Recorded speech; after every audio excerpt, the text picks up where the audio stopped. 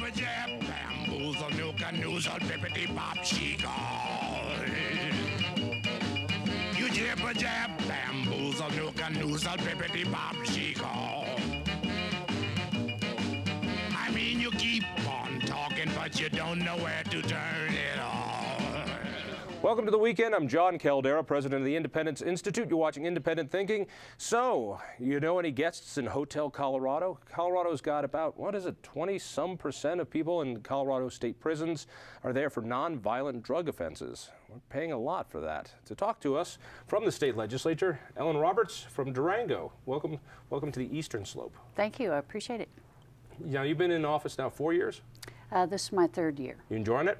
I am very much. How are the bribes? A little light. Yeah. Yeah. Recessions do that, Yeah. unfortunately.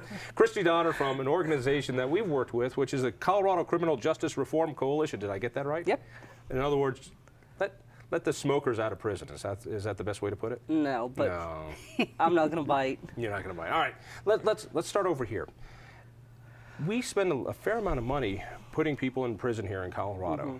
You seem to believe, and your organization seems to believe, that there might be a better way to punish many of these people who are there for nonviolent offenses. Give me the rough outline, the 30,000 feet view. Well, I think there are a couple of things. I think first we need to be looking at how we're using prisons, and are the people that are in prison, do they really need to be in prison? We would say no, that there's a lot of people that we could supervise successfully in the community, and we don't need to put them in prison. Second question is... Supervise in the community? Sure, with probation, community corrections. You know, most of the people that are a lot of people, I should say, who are leaving prison and coming back into the community and on parole are not successful and end up being reincarcerated. So we just sort of see this incredible revolving door, and it's costing us hundreds and hundreds of millions of dollars. So there's absolutely things we could be doing to avoid costs. And really what you're talking about is alternative sentencing, the idea that maybe there's a better way to punish people rather than putting them into an expensive prison. Sure. All right. And those of us who survived Catholic school know there's all sorts of wonderful. How bad was your Catholic experience? It wasn't too bad. Wasn't too bad? Not no too scars? bad. No scars. Actually, I had a nun who had pulled on one earlobe, so went to need reconstructive surgery. But that kind of. I split my time, so. You were on work release. I was. Now, what's amazing about this issue for me is that we're finally getting some left-right buy-off on the idea of taking a look at how people are sentenced here in Colorado.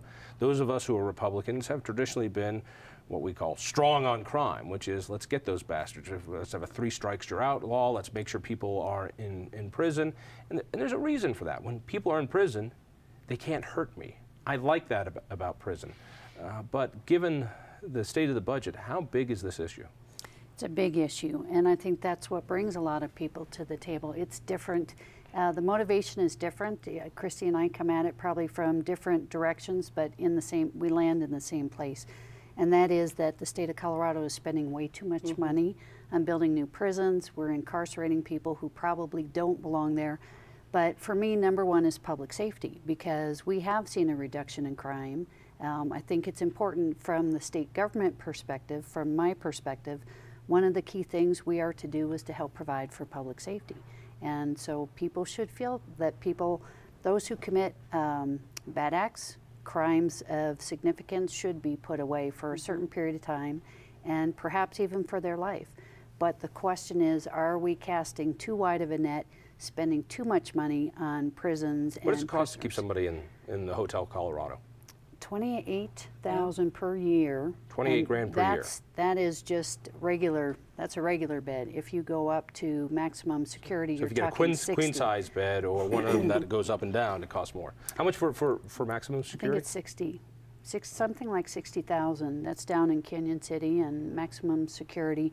It's so intensive. I've been in some of those facilities as a visitor, and I would say that it is so staff intensive, and a prisoner is not allowed out at the same time as another prisoner. They're shackled, they're accompanied by guards. These are really mean people. These are really, right, yeah, so, these are... And we're not, you're not talking about sentencing reform for violent criminals, are you? No. And that's where we have to start having the honest conversation about where is that line, where is the public safety threat, and where is someone who we think should be held accountable, but perhaps not at taxpayers' dollars for, Hotel Colorado. All right, we're talking kind of vagaries. Give me an example. Give me an example of a guy who is in prison who you think shouldn't be in prison. Kind of draw me a picture. You don't have to give me a name, but I imagine you've got some examples at the top of your head. Oh, sure. I mean, we see people who, you know, and a lot of times what is said is that people have to work their way to prison, right? That they've been on probation and they failed, and they've been in community corrections and they failed. And for a large part, that's not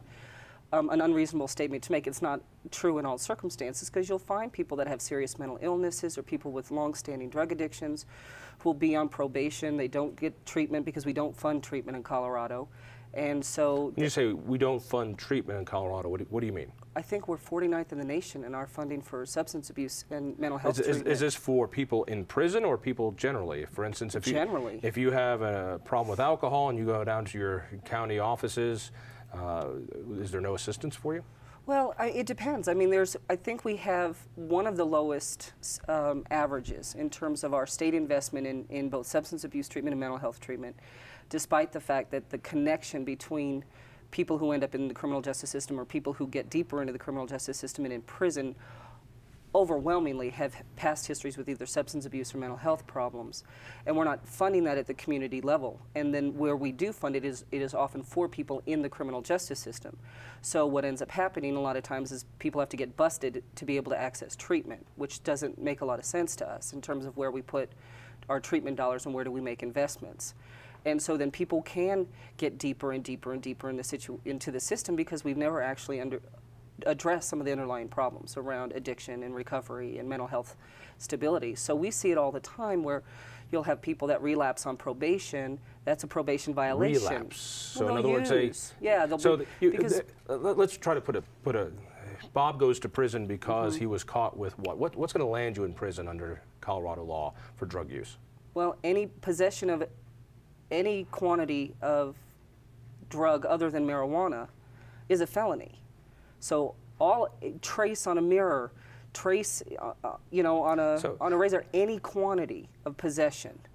But when I talk to my cop friends, they say that nobody goes to prison for smoking dope. Nobody goes to prison if they're a casual user of even bad drugs. Would that be a fair way? You know, tell me a little bit about the commission you were on, and then answer that question. Okay, the Colorado Criminal and Juvenile Justice Commission, CCJJ, is made up of 4 legislators from the legislature, but mostly non-politicians. It is public defender, DAs, alcohol treatment provider, the head of prisons, the attorney general, a whole assortment of folks who are directly involved in the criminal justice system. So the legislators, in my mind, are there only really to listen and to get some messages that we take back to try and educate our colleagues and ourselves. The state legislature created this commission. Right, right. And because the criminal justice system is eating up so much of our state budget, we can't spend it on roads. We can't spend it on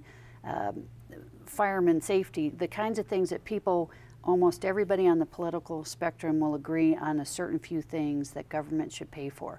There's a lot of disagreement, but there's a certain few things. Public safety is pretty much #1.